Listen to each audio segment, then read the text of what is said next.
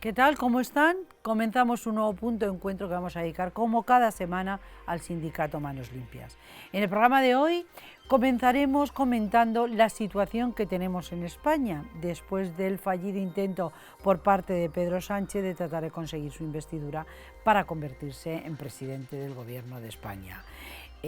Vamos a ver que aquí no hay ningún delito, vaya por delante, pero el tema está tan complicado que no he podido por menos pedirle a Miguel Bernal, que nos acompaña como siempre, el hablar de esta cuestión, poder comentar las distintas situaciones producidas en el propio debate de investidura, donde ha habido algunos individuos, y lo siento, pero yo no puedo darles la categoría de políticos, que no han estado a la altura de lo que el pueblo español esperamos de aquellos que nos tienen que representar. Y me estoy refiriendo al portavoz de los podemitas, a Pablo Iglesias. Quiero decir que este personaje engolado y narcisista, pues quiero decirle que, pues eso que tanto les he oído repetir a ellos, que a mí y a otras muchas personas como yo, no nos representa, que lo sepa.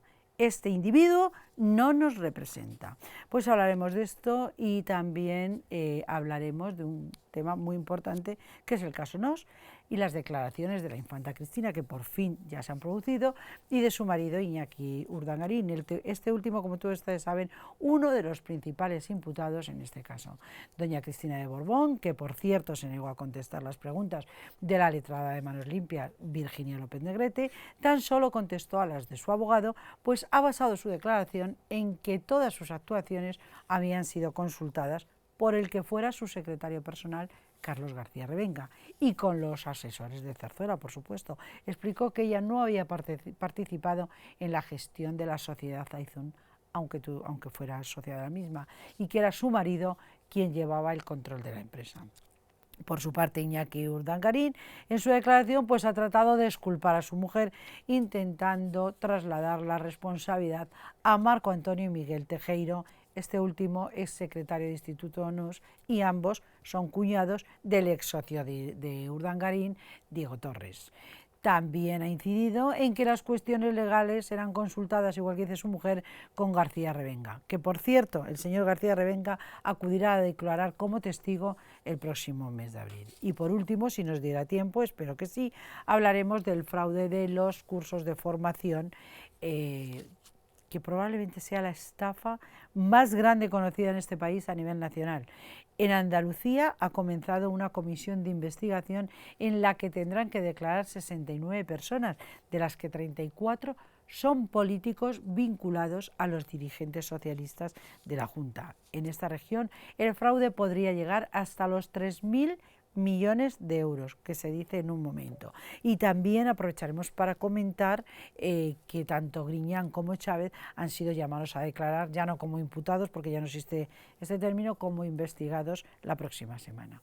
Bueno, pues para hablar de todas estas cuestiones me acompañan el secretario general de Manos Limpias, Miguel Bernal. Miguel, ¿qué tal? ¿Cómo estamos? Bien, por decir algo. Muy preocupado con todo lo que está pasando. Pues sí, yo creo que es para estar preocupado, no yo solo, sino la sociedad española tiene que estar muy preocupada. Muy preocupada. Antes de entrar en detalle, saludamos a mi compañero, el subdirector de este programa, Asier Rivera. ¿Qué tal, Asier? Muy buenas, estupendamente. Bueno, es que no he podido evitar traer a la tertulia de hoy, además de los casos de corrupción, pues la situación que tenemos en España. Yo no sé si las personas que se ponen en contacto con Miguel, en el mundo en el que tú te mueves, Asier, que tan paralelo al mío también, por otro lado, están transmitiendo esa preocupación. Sí, indudablemente. Que al menos yo tengo. Nosotros tenemos una media pues de 10, 12 casos de corrupción que nos llegan todos los días al sindicato. De esos 10, 12 casos, pues 2, 3 hay que desecharlos porque son temas particulares de corruptelillas que no vienen al cuento, pero el resto son casos de corrupción que afectan al interés público general. ¿Qué pasa? Bueno, pues que no tenemos la capacidad para poder dar respuesta y estar presentes en todos los casos de corrupción que se producen a diario o que afloran, porque casos de corrupción debe haber, vamos, por lo que estoy viendo, Incluso vas por la calle y te para alguien y te dice, oiga, señor, ¿verdad que yo tengo un caso de corrupción que afecta a este ayuntamiento o al otro? O sea, es tal la cantidad de corrupción que hay que tendría que haber, pues no sé, una supraorganización con 200 abogados, media docena de detectives privados, etcétera, etcétera, para poder hacer frente a este gran tsunami que supone la corrupción en España. Por lo tanto, claro que hay que estar preocupados, porque no se ha terminado con la corrupción. No se ha terminado, y desgraciadamente, además todos los políticos que en este momento, los partidos políticos que están ahora mismo en el hemiciclo, yo no sé si se salva alguno, todos tienen en sus filas o han tenido temas de corrupción. O sea, no estoy hablando de personas concretas, sino de los partidos en general, porque incluso los que vienen de limpios, como puede ser Ciudadanos, pues bueno, que han tenido que echar 50 de sus filas, o sea que por algo será. Claro, se van limpiando, pero también el Partido Popular ha echado gente, también el Partido Socialista ha echado gente, que por cierto son quien más imputados tienen en España por corrupción. Sí. Son el Partido Socialista. Sí, sí, así es. Los Puyoles, ¿qué vamos a decir? Los de Esquerra, por su lado, la CUP, ya veremos. Y ahora me han llegado también, la semana pasada, dos casos Podemos, más. no nos olvidemos de Podemos. Dos casos más de Ciudadanos, que lo vamos a analizar. O sea que en el momento que se toca poder, ya el poder corrompe. Desgraciadamente el poder corrompe. Bueno, de hecho, el problema político es una de las preocupaciones que tiene la ciudadanía española, y eso se ha venido mostrando en las encuestas que ha habido a este respecto. O sea, una de las principales preocupaciones que solo queda superada por el altísimo índice de paro que tiene el país.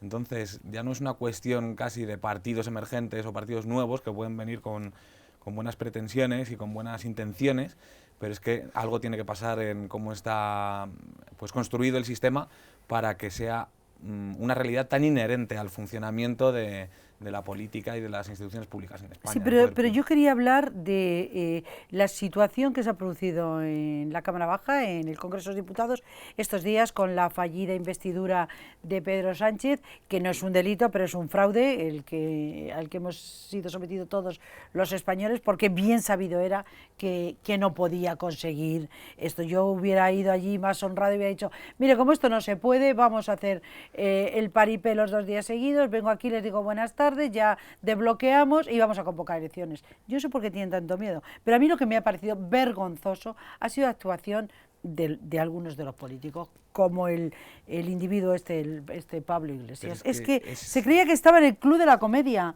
allí iba de gracioso, de chistoso.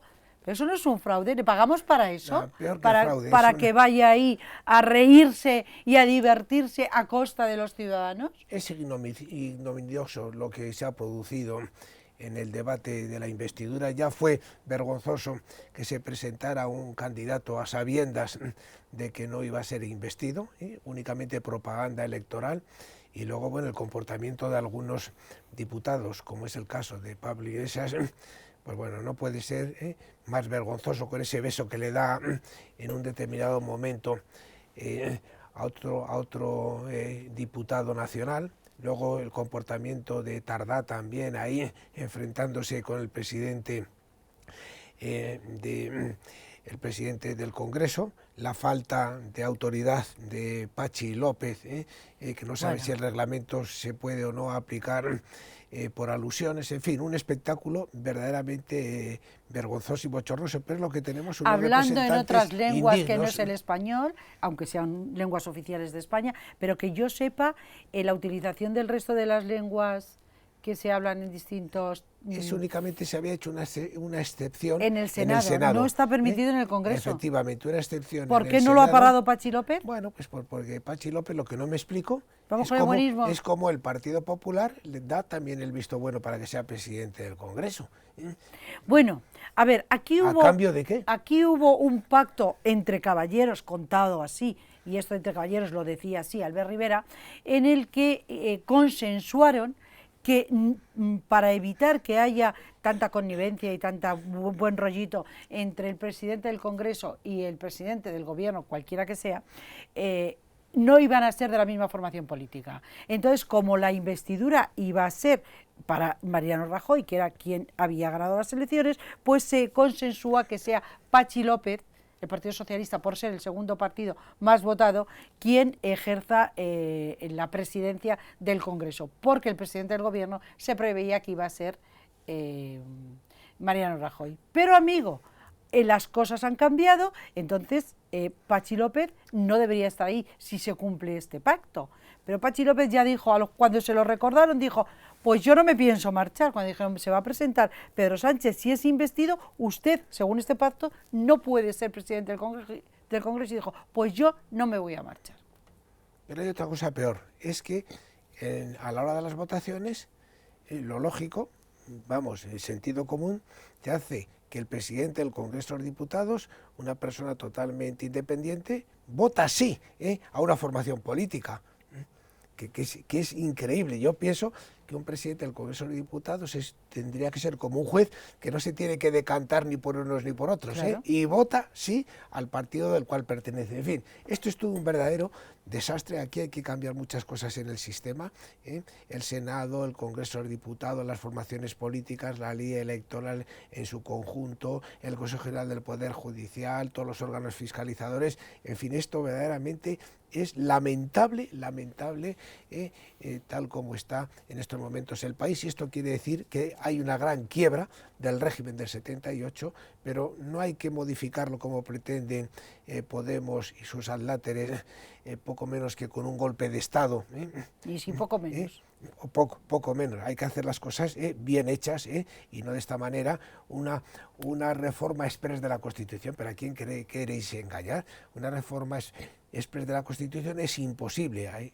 La Constitución indudablemente se puede reformar con unos cauces, y esto pues puede tardar 1 año, 2 años, porque requiere primero una mayoría más que cualificada en el Congreso de los Diputados, en el Senado, y luego someterse a referéndum nacional. Por lo tanto, es todo un cúmulo de despropósitos.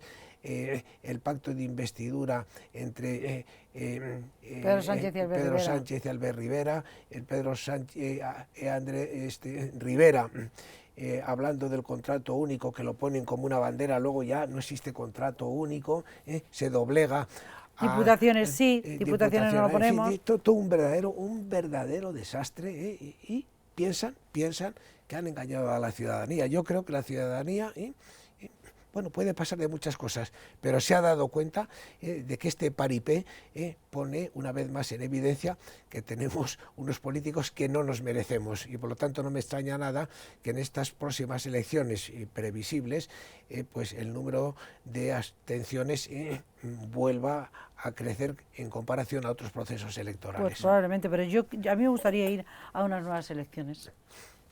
O sea, eso de que es un fracaso ante los ciudadanos, pues mira, no, o sea, los ciudadanos parecía el escenario que iba a producirse desde el primer momento, tal y como quedaron los resultados. Pero hay muchas reformas que llevar a cabo, y eso no puede ser express. Pues tienen que ser en profundidad, hombre, muy claro, argumentadas y muy bien hechas, para que no vuelva a desmadrarse claro, pues todo como ha venido ocurriendo hasta además, ahora. Un inciso, además, si os dais cuenta, aquí todos contra todos. O sea, todos los partidos políticos, unos contra otros, pues es que es imposible llegar ni a un gran pacto de constitucionalistas, ni a un gran pacto de reformistas y por la izquierda, o sea, porque están todos, absolutamente todos contra todos. La situación parece más enconada que en el punto nunca, de partida. Efectivamente. Y bueno, la lectura que se puede hacer, yo creo que es lo que ha ocurrido. O sea, el debate de investidura fallido de Pedro Sánchez ha sido un acto de pre-campaña para todos los partidos. Yo creo que lo que ha sido es un fraude hacia los electores. Pero todos lo han asumido así. Todos los partidos han procurado hacer bandera de su postura, explicarla, y eso en toda regla. Yo creo que ha sido un acto de pre-campaña en el que probablemente quienes más beneficiados han salido han sido Ciudadanos y PSOE, porque parece que han sido los únicos en mover ficha, yo creo más y ser PSOE que capaces Ciudadanos, fíjate, de llegar a un acuerdo, de pactar. Entonces son las dos formaciones que yo creo que salen reforzadas en este caso. No lo tengo yo tan claro así, ¿sabes por qué? Porque muchos de los votantes de Ciudadanos eran votantes del Partido Popular, que no dieron su voto para que pactara con con el Partido Socialista, concretamente con Pedro Sánchez, no con el Partido Socialista. Y entonces esto va a hacer que haya gente que votó a Ciudadanos como castigo al Partido Popular, siendo siempre votantes del Partido Popular, que quizá vuelvan a este punto.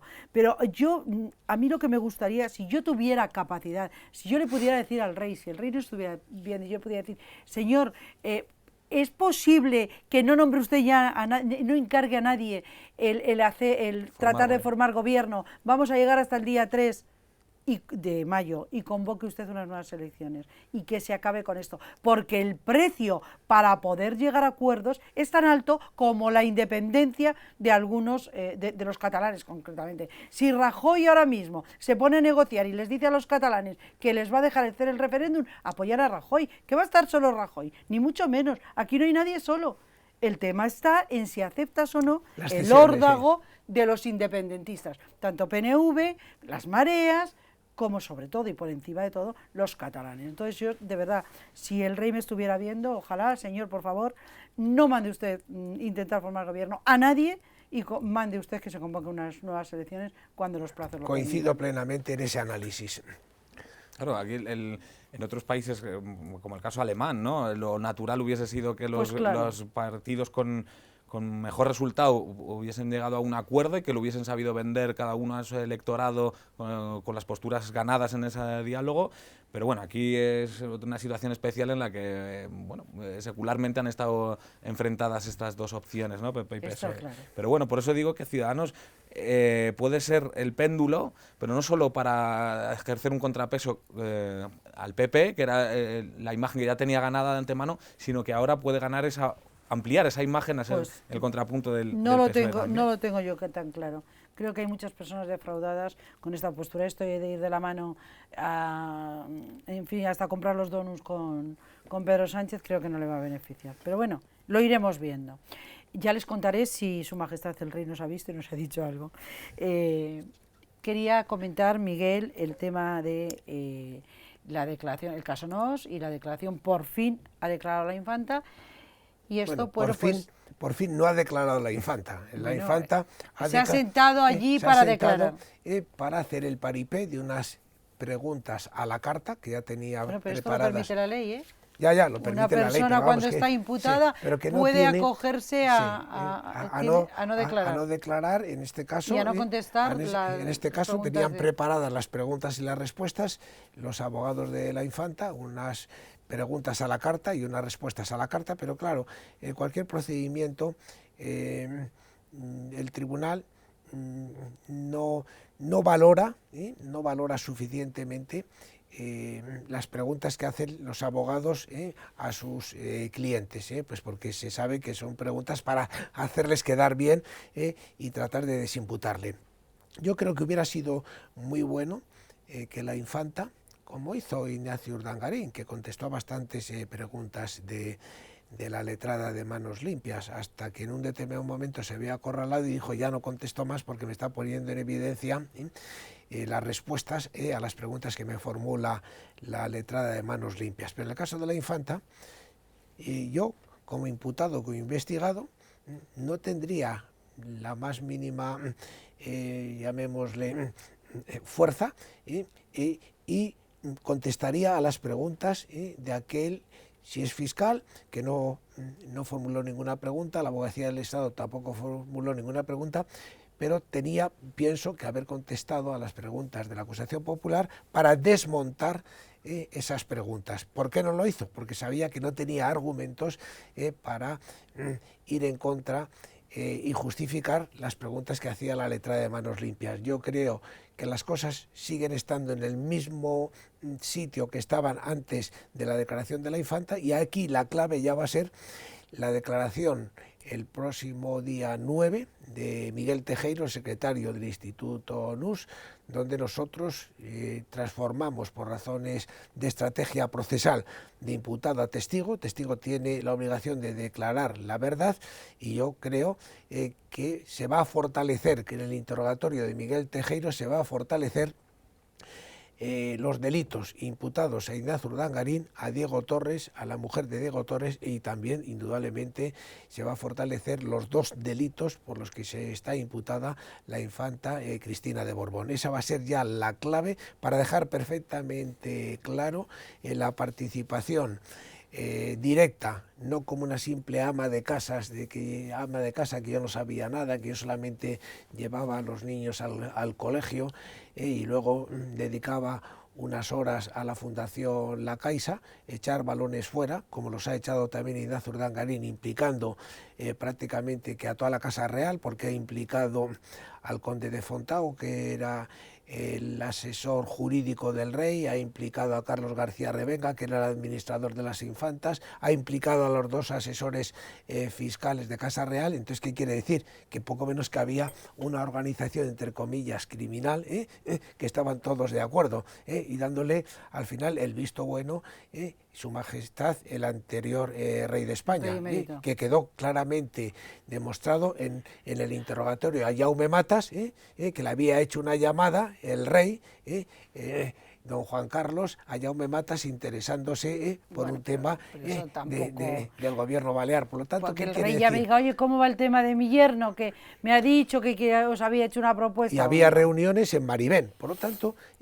no es solamente el matrimonio Diego Torres Ignacio Urdangarín Infanta, sino eso tenía además una cobertura de miembros no de la Casa Real, pero que trabajaban para la Casa Real en Zarzuela. ¿Cómo lo ves tú? Pues yo veo que la estrategia en este caso siempre ha sido buscar un cabeza de turco, alguien que un poco pues asuma la culpa para, en este caso, exculpar a la infanta. En un principio parecía que a Urdangarín iba a ser imposible que se librase de quedar salpicado, pero es que incluso ya estamos en esa situación de querer exculpar a ambos. Entonces yo creo que ha habido un cambio de diana en ese, que nos lo confirme Miguel, en esa elección de cabeza de turco. Al principio fue Diego Torres. Diego Torres resultaba problemático porque era el socio de Urdangarín y también arrastraría a la mujer de Diego Torres, claro, con lo cual la infanta quedaría incluida en el pacto. Exacto. Entonces ahora están intentando derivar ese cabeza de turco a otras opciones. Miguel Tejero parece una opción bastante clara. Revenga también ha salido a la palestra, pero claro, esta nueva estrategia pues salpica, igual hace que no salpique a Urdangarín a la infanta, pero está salpicando a la Casa Real en bloque. Entonces es una estrategia peliaguda. Alguien, desde luego, va a rodar la cabeza de alguien. Entonces están eligiendo quién va a ser. Hombre, debería rodar más de una cabeza, ¿no? Por supuesto, yo creo que tenían que estar también imputados o investigados Carlos García Revenga, el conde de Fontao, que era el asesor jurídico del rey, los dos asesores fiscales, porque si ha habido delitos, como unos inspectores de Hacienda en excedencia que asesoraban, consienten ese fraude fiscal. Por lo tanto, tenía que haber muchísimos más imputados. Yo también soy partidario que tenía que estar también imputado el exalcalde de Madrid, Ruiz Gallardón, tenía que estar también imputada Rita Barberá, tenía que haber estado también imputado Francisco Camps, porque por la misma manera está imputado Jaume Matas, y es un caso similar lo que se produjo en Valencia, y aquí lo mismo en Madrid. Le echan la culpa a Mercedes Jogen, que era la que dirigía la Fundación Madrid 2016, pero esta señora no lo hizo por su cuenta. Ella tenía unas instrucciones directas del entonces alcalde de Madrid para decir lo que sea, y lo que sea fue una chapuza, que no se hizo nada, que le dieron 144.000 euros por la cara, y cuando le piden explicaciones, la imputada Mercedes lo único que hace es, de su puño y letra, presenta 2 folios como diciendo que se han hecho una serie de actuaciones. Claro, por la línea, oye, a ver, justifícame esto, que vamos a tener problemas.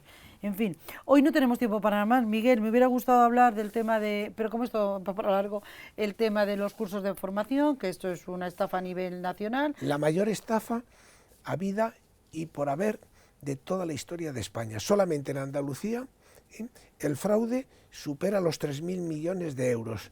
Los ERES solamente son 900 millones, pero esto solamente en Andalucía, que hay 5 juzgados que lo están llevando Córdoba, Málaga, Sevilla, Jaén y Almería, solamente ahí, pero como es un fraude generalizado en toda España, por eso nosotros pedimos que al estar generalizado, que fuera la Audiencia Nacional la que retomara todo este tema del gran fraude de los cursos de formación y se creara una audiencia nacional, digo, un juzgado central de instrucción específico dentro de la Audiencia Nacional para este gran fraude. Pues veremos a ver en qué queda todo esto, lo comentaremos la próxima semana, Miguel, porque hoy ya no nos da tiempo más. Muchas gracias por haber estado aquí, nos vemos la semana que viene. Asier, igualmente, gracias por haber estado aquí. De ustedes me despido, les recuerdo nuestra web www.puntoencuentrodigital.es, nuestro correo comentarios@puntodencuentrodigital.es. Gracias por acompañarnos y ya saben, aquí les espero. Un saludo.